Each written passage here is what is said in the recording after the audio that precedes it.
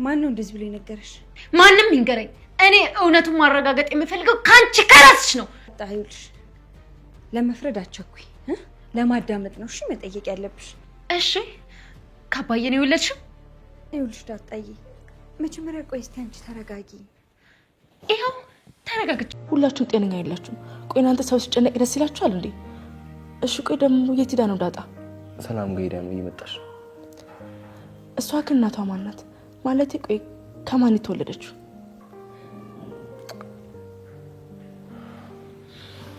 እማዬ ማውራት አለብኝ በቃ።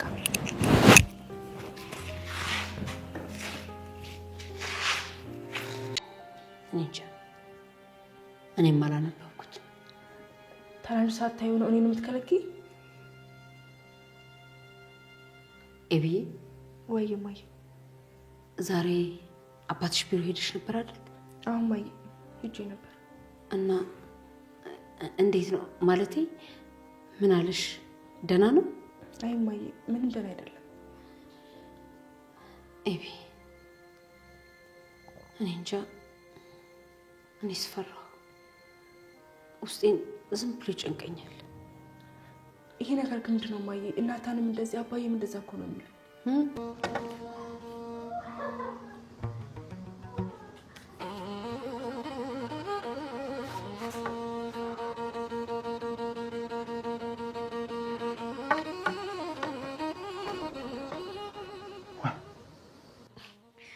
ኧረ በእናትህ እኔ ስራ አለብኝ ስልኩን ልዘጋው ነው። ትንሽ አውሪኝ እንጂ አውሪኝማ። እሺ ስለምን ላውራ? ስለ ፍቅር ስለ መውደድ ነው። ሰላም እንዴት ናችሁ? በያላችሁበት ሰላማችሁ ብዝት ይበል። የዳጣና የናታን አድናቂዎች ለዚህ ቻናል አዲስ ከሆናችሁ ሰብስክራይብ በማድረግ ቤተሰብ ሁኑ። ሲፈራ የነበረው ነገር እንግዲህ ደርሷል። የማይደርስ ነገር የለም። ግን እንደዚህ አይነት መጥፎ ነገሮች እንደው ባልደረሱ የሆነ በቃ ባልደረሰ ባልነጋ ብላችሁ አታውቁም በህይወታችሁ? ይሄ ያስብላል። በቃ ባልነጋ ሀሳብ እንደዚህ አይነት ጭንቀት ላለመስማት ባልነጋ ባልደረሰ የሚሉ ይመስለኛል እና ኤቢና እነ ዳጣ እንዲሁም ናታንና አቶ ደረጀ። ምክንያቱም እስካሁን ሚስጥሩን ያውቁ ስለነበረ እንደው ባልደረሰ ባልነጋ። በተለይ ጋሽ ደረጀ ያው በጭንቀት ነው የኖረው እድሜ ልኩ ማለት ይቻላል። ዳጣ ተወልዳ ከጠፋች ጀምሮ በሀሳብና በጭንቀት ያለ ሰው ነው። በጣም ያሳዝናል። አሁን ላይ ደግሞ እንግዲህ ቤቱ የሚናድበት ምሰሶ የሚዘምንበትን ጊዜ ሲጠባበቅ ነው የኖረው። ራሱን ለማጥፋት ሁሉ ያስባል። ራሱ እንዳይጠፋ ደግሞ ኃጢአት እንደሆነበት ያውቃል። ብቻ በጣም እየታገለ ሞቱን እየተመኘ ነው የኖረው። በጣም ነው የሚያሳዝነው። አብዛኞቻችሁ ጋሽ ደረጀ ያሳዝናል፣ በጣም ነው የሚያሳዝነው። እንዲሁም ማርቲ ታሳዝናለች፣ ለሷ አይገባም ያላችሁ ነው። እውነት ነው። እንደዚህ ጸብ በተለይ በቃ እንደዚህ አይነት መሆን የሌለበት ነገር ባይሆን ደስ ይል ነበረ። አይገባትም እያላችሁ ነው። እውነት ነው፣ አይገባትም። በጣም መልካም እናት ነች፣ በጣም መልካም ሴት ነች። እንግዲህ መድኃኒት የምትባል እሳት አቀጣጣይ የሆነች እህቷ አቀጣጥላ ቤቱን ሄዳለች። ቤቱን በቃ እንዳው ነው ሄደችው። በእርግጥ ሜዲ ምንም ጥፋት የለባትም። ጥፋቷ ነገሩ በራሱ ጊዜ እንዲወጣ መፍቀድና ማድረግ እንጂ በጭራሽ እሳት መጋጋል እሳት ማያያዝ ምንም የሚጠቅማት ነገር የለም ለሷ። አንደኛ እህቷ ትሰበርባታለች፣ እህቷ ትጎዳባታለች። ስለዚህ እህቷን ሞትና የእህቷን ስብራት ነው እያፋጠነች ያለችው እንጂ አቶ ደረጀ እኮ መናገር ይፈልግ ነበረ። እንዲሁም ኤቢም እናቷ እውነቱ እንድታቅ ትፈልጋለች። ከዛ ደግሞ ዳጣ እህቴ ብላ እንድትጠራት እህቴ ስትላት እማዬ ስታቅ ነው እማዬ እንዳሰማ እያለች በጣም እየተጠነቀቁ ነው የኖሩት። ናታን ራሱ ከዲኤንኤ ጀምሮ ዲኤንኤ እያስቀየሰ ማድረግ የሚችለውን ነገር ሁሉ እያደረገ ይሄ ቤት እንዳይፈርስ እንግዲህ ሲታገል ያቅሙን ሲጥር ነው የኖረው። በስተመጨረሻ ግን የሰላም ልጅ አባት ደረጀ እንደሆነ ሲያቅ ተሰብሯል፣ አኩርፏል ሁሉ። በስተመጨረሻ እውነቱን ሲነግረው እንግዲህ ተረድቶታል። ነገር ግን ደግሞ እውነት ነው ተደብቆ ስለማይቀር ሜዲንም ቪዲዮ እርቃኗን እስከ መቅረጽ ብቻ ብዙ ነገር ሞክረዋል። እውነት ስለሆነ አልተሳካም። እውነቱ ፈንድቷል። ማርቲ ፈጣሪ ብርታት እንዲሰጥሽ ምኞታችን ነው። እውነት ነው ላንቺ እንደዚህ አይነት ነገር አይገባም፣ ግን ደግሞ ሆኗል።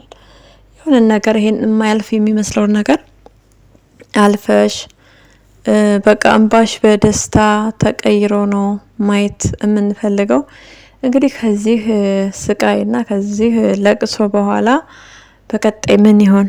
ማርቲን ሊያድሳት የሚችለው ነገር ምንድነው? ኤቢ ታግባ፣ ኤቢ ልጅ ትውለድ፣ ሌላ አዲስ ሰው ታምጣ ወይስ? በእርግጥ ይከብዳል። የሚከብደው ለምን ታውቃላችሁ? የእሷ በጣም የምታምነው ቤቷ እየፈረሰ፣ በጣም የምታምነው ባሏ፣ የምትወደው ባሏ፣ በቃ የምትኮራበት ባሏ፣ ስለሱ ታማኝነት አውርታ የማትጠግብለት ባሏ እንግዲህ ከሰራተኛዋ ጋር አንድ አይሉት 2 ልጅ እስኪወልድ ድረስ እሷ አለማወቋ ይሄ ነገር በጣም ነው የሚጎዳት ማርቲን።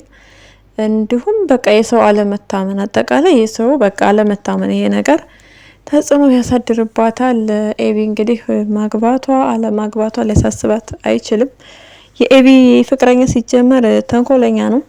አውቆ ነው እሱ ወደ መድኃኒት ጋር የወሰዳት። እሱ የተቀነባበረ ሴራ እንጂ የእውነት ትክክለኛ ፍጹም የሆነ ሰው ሆኖ አይደለም። ያው አንደኛ የሜዲ ተባባሪ ነው፣ ሁለተኛ ነገር ደግሞ ያጎቴ ሆቴል ምናምን እንደዛ ጭራሽ እየቀጠፈና እየዋሸ እንጂ እውነት የሆነ ነገር አይደለም። ያው እንግዲህ በእነሱ ቤት ከነሱ ቤት በቃ ልብ ውስጥ ለመግባት ነው። ታማኝ ነው፣ ጥሩ ሰው ነው። በቃ አቴንሽን ፍለጋ ነው እንደ አጠቃላይ። ስለዚህ ኤቢዬ በቀጣይ ምርመራ እንድታደርጊ መፍዘዝ የለብሽም። እናውቃለን የተሰጠሽ ኃላፊነት ከባድ ነው። አባትሽ አደራ ልጆችን፣ ቤቴን በቃ ኃላፊነት አንቺ ላይ እንደሆነ የሚጣለው አንቺ ታላቅ እንደሆንሽ እየነገረሽ ነበረ። ሆድ ብሶሽ አልቅሰሻል። ሆድ ያስብሳል ማንንም ሰው ቢሆን እንደዚህ አይነት ንግግር እና ከምንም በላይ ጠንካራ ሆነሽ ማየት እንፈልጋለን። ማንም ለምንም እንድትሰበሪብን አንፈልግም። ቃዴስ የተባለ ሰውዬ እንግዲህ ፈጣሪ እንዳጋልጠው ምኞታችን ነው። ኤቢዬ በቀጣይ እሱ ጋር ጥናት አድርገሽ ያንዳንዱ ነገር እንደማትለቂው እርግጠኛ ነን። አክስትሽን አባትሽ ታያት ብሎሻል። ምክንያቱም ጥፋቱ የሱ እንደሆነ ያው ብዙም ደፍሮ መናገር ባይችልም ጥፋቱ የሱ እንደሆነ እሷ እንድትታሰር ምናምን ነገር አይፈልግም። ስለዚህ አክስትሽን አባትሽ ታያት ስላለሽ ታያትና ወደ እናትሽ ወደ ማረጋጋት አባትሽን ወደ ማበርታት ነው ያንቺ ስራ መሆን ያለበት። እንዲሁም በስተመጨረሻ ሁሉ ነገር ሰላም ሲሆንልሽ የቃዴስ ጉዳይ ከምንም በላይ ቀለበት ምናምን እሱ ነገር ሁን ባለው ሰዓት ይሆናል። ስለዚህ አክስትሽ ጋር እንዴት እዛ ጋር እንዳለች እንዳወቀ እንዲሁም የሆቴሉን ባለቤት የቤተሰቦቹ ናቸው አይደሉም የሚለውን እሱን ነገር ትኩረት ሰጥተሽ እንግዲህ አጣርተሽ ራስሽን ማዳን እንደምትችይ ሙሉ ተስፋ አለን። ዳጣ ደግሞ እናቷን ሄዳ ጮኻባታለች። እንዲሁም አባቷንም አንተንም ሰላምንም አልፈልግም ብላ ተናግራለች። ዳጣ በሰባዊነት የምትጓዝ ልጅ ነች። ማርቲን በጣም ነው የምትወዳት። ባትወልዳትም በቃ አንድ እናት ተቀብላታለች። ማርቲ መወደድም መቻል አለባት። የኔ እናት በጣም ነው የምታሳዝነው በተለይ በዚህ ሰዓት እና በቃ አንድ አይሉት 2 ልጅ እንግዲህ ከሰላም ሲሆን በጣም ከባድ ነው አስቡት። እና ዳጣ በቃ ይመች ትለያለሽ። ስለ ፍትህ በሰባዊነት በቃ ስለ እውነት ነው የምትራመጂው እንጂ እናት ስለሆነች ብቻ እናት ትክክል ነች ብለሽ አልተራመድሽም። ይሄ በጣም ደስ ይላል። ያለሽ ክብርና ፍቅር ነው የሚያሳየው። ነገር ግን ደግሞ ወደ ጎዳና እሄዳለሁ የምትይው ነገር በጭራሽ የማይሆን ነገር ነው። አንቺ አሁን ላይ ለቅመ ሔዋን ደርሰሻል። ትልቅ ሴት ነሽ።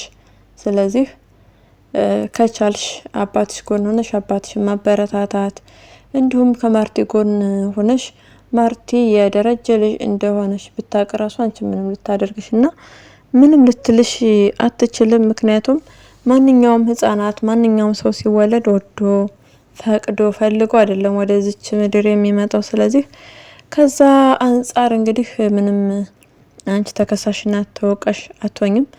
ግን ከሰላም ከሰራተኛዋ ከቤቷ አጋሽ መሆኑ ይሄ ነገር ላይዋጥላት ይችላል።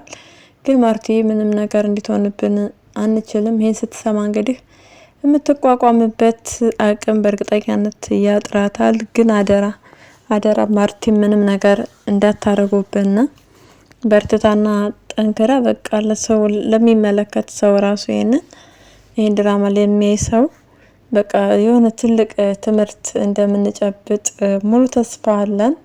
ከክፍል 1 ጀምሮ ነው እየተከታተልን ያለን እንግዲህ ብዙዎቻችሁ። ስለዚህ እዚህ ጋር ይቅርታ ማድረግ አለባት ማርቲ ወይስ መለያየት አለባችሁ ትዳራችሁ ይፍረስ የሚለውን ነገር ኮሜንት ላይ ጻፉ። ወይም እናንተ ብትሆኑ ምን ታደርጋላችሁ? ይቅርታ ማድረግ ትችላላችሁ ወይስ አትችሉም? እና ሲቀጥል ደግሞ ደረጀ ጥፋተኛ ነው ወይስ ጥፋተኛ አይደለም የሚለውንም ይሄንን ኮሜንት ላይ ጻፉልን። ደረጀ እኔ በበኩሌ ጥፋተኛ ነው የምለው የመጀመሪያው ነው።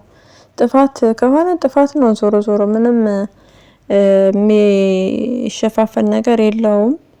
አንድ ሰው ጥፋት ካጠፋ የጥፋቱን ዋጋ መቀጣት መቻል አለበት። ስለዚህ ደረጀ መጀመሪያ በጣም ትልቅ ጥፋተኛ ነው፣ ትንሽ የሚባል አይደለም። ሰላምና ተመኛት፣ አጋጣሚውን ተጠቀመ፣ አብራት በቃ ተኛ። ይሄ ነው። ከዛ በኋላ ደግሞ ሰላም ልጇ ስለተጣለችባት አብሯት እንዲተኛ በሌላ ጊዜም ተጠይቀው ነበር፣ አጋጣሚዎቹን እየተጠቀመች። በሚያሳዝን ሁኔታ ግን ይሄ መጠጥ ተው ወንዶች ተው አጠጡ። ግን ተው ወንዶች ከዚህ በኋላ መጠጥ መቀነስ መቻል አለባችሁ። ስለ መጠጥ እንሄድበታለን። ብዙዎችን ትዳር እያፈረሰ ያለው መጠጥ ነው። እንግዲህ ወንዶች ግን ተው፣ ጥሩ አይደለም፣ የሆነ ጥሩ አይደለም። መጠጥ ትጠጣላችሁ። ከዛ ራሴን እኮ አላቅም ራሴን ስቼ ነው፣ ወንድ ልጅ መጠጥ ከጠጣ የመሳሳት እድል አለው ምናምን ትላላችሁ። ከፈለጋችሁ ቤታችሁ ውስጥ ያለን ሰው ትደፍራላችሁ፣ ከፈለጋችሁ ደግሞ ውጭም ታድራላችሁ። ስለዚህ በዚህ ምክንያት የብዙ ሰዎች ትዳር ይፈርሳል እና መፍትሄ የሚሆነው መጠጥ የሚባለውን ነገር በቃ መቀነስ። ራሳችሁ የምትሄዱበት ቦታ የት ነው የሚሄደው? መጠጥ ቦታ ነው። መጠጥ ቦታ ከሄድኩኝ በቃ ምን ያህል ነው የምጠጣው የሚለውን ነገር ስሌት አድርጋችሁ ብትሄዱ መልካም ነው ባይ ነኝ። ስለዚህ አቶ ደረጀ የመጀመሪያ ጥፋተኛ ነው። ሰላምዬ ደግሞ ብዙ ጊዜ ታስብ ነበረ ግን አልተሳካላትም። ይሄ ብዙ ጊዜ ማሰቧ በጣም ያሳዝናል። አንዲት በጣም የምትወዳት አሰሪዋን ለመበደል ኧረ ከባድ ነው። ልጅ ከፈለገች የግዴታ ከአቶ ደረጀ መሆን አይጠበቅበትም። እንደውም ከምትበቀለው ይልቅስ ልጅ እንዳላት ከሱ እንደጣሉባት ብትናገር መልካም ነው ባይ ነኝ።